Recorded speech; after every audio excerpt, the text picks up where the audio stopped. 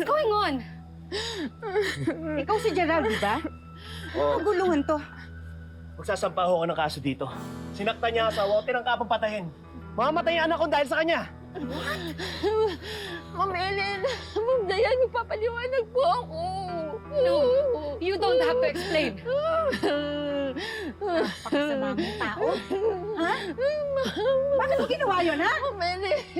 Bitawan mo nga ako! Ma'am Ellen. At saka ano to? Bakit bitbit mo ang mga gamit mo? Tatakas ka? Ganon? Ha? Tatakas ka? Hindi po. Ako na po umuwi ng Pilipinas. Gusto ko po tumira dito sa Amerika na dito po yung future ko. Dito po ako, Asian So, please, ayahin niyo po ako. Ayahin niyo po ako dito, Ma'am Ellen. Hindi! Hindi. Hindi.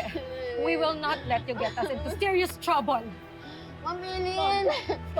We'll go with you to the precinct, Gerald. Kailangan managot siya sa kasalanan niya.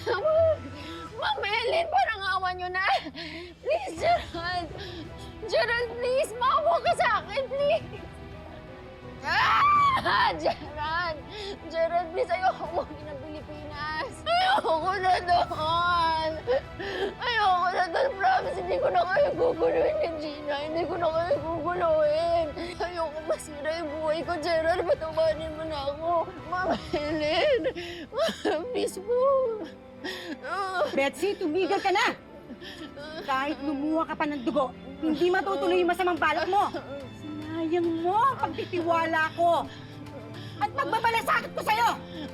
Ma'am Helen, Napakawalang yamong tao. Wag po, Ma'am Helen. Sige na po. You're fired!